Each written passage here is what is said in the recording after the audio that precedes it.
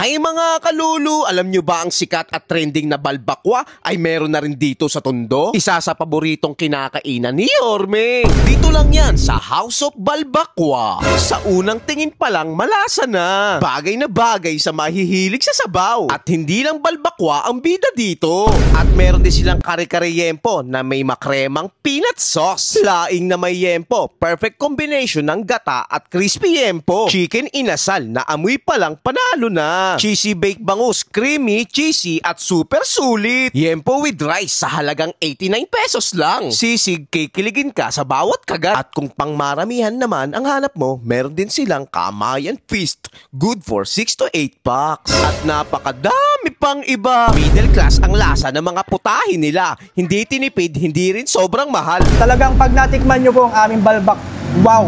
Mapapawaw kayo sa sarap. Mapapawaw kayo sa sarap. Dine-in or take-out, pwedeng-pwede dito. Ang lugar malaki at malawak kaya perfect para sa mga big events, occasions at birthday celebrations. Birthday, happy birthday, happy birthday to you. Dito lang yan sa 1502 and Zamora Street, corner Coral Street, Tondo, Manila. Open sila ng 11 AM hanggang 1 AM. Ano, naglaway ka na naman no? Tara, puntahan na natin! Ayun mga kalulu, nandito tayo ngayon sa House of Balbakwa. Hindi lang balbakwa ang tinitinda nila dito. Napakadaming putahe. Sa halagang 300 pesos, meron ko ng balbakwa nilang napakalaki ng bowl. Kita mo naman yung serving, oh. Ang dami niyan mga idol. Tara, tikman na natin yan syempre. Yung laman niya is may balat ng baka, taba, pata ng baboy, halo-halo talaga. Tikman muna natin yung sabaw nila. Yung lasa ng sabaw niya isa, para siyang sinigang na papaitan na pinagalo. Parang gano'n, no?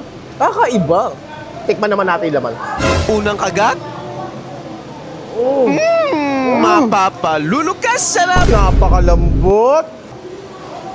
Sana masubukan nyo to. Panalong panalo. Meron din sila ditong kare-kare sa halagang 350 pesos. Good for sharing na. Kita mo naman yung serving. Oh. Tikman natin yan, syempre. Ang gamit nila ditong laman is yempo. Kare-kare na may yempo? Talagang babalik at babalik ka sarap! Yung mani pa lang ng kare-kare nila, creamy. Yung yempo, napaka-crispy. Kung mahilig ka sa kare-kare, subukan mo to, wag mong palampasin. At meron din sila ditong laing na may kasamang yempo sa ibabaw. Sa halagang 140 pesos, tikman natin yan, syempre. Ganito yung gusto kong laing yung tuyo. Wala akong masabi.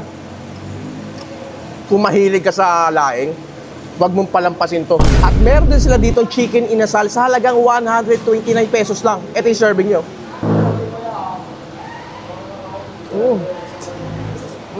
Sabay sasabayan mo na rice. Sa mga chicken lovers dyan, try mo to. Panalo. Meron din sila ditong baked cheesy bangus sa halagang 220 pesos. Kita mo naman, napakilaki yan. Good for sharing pa rin yan. Tikman natin. Yung lasa ng mga pagkain nila dito, kala mo middle class. Solid na solid. At meron din sila ditong yempo with rice sa halagang 89 pesos lang. Kita mo naman, may kasama na siya suka. Tikman natin. Lalagay mo sa suka. Pagkalagay mo sa suka, lalagyan mo ng kanin. Ang sarap ng suka nila. Bagay na bagay sa combination ng yempo at saka kanin.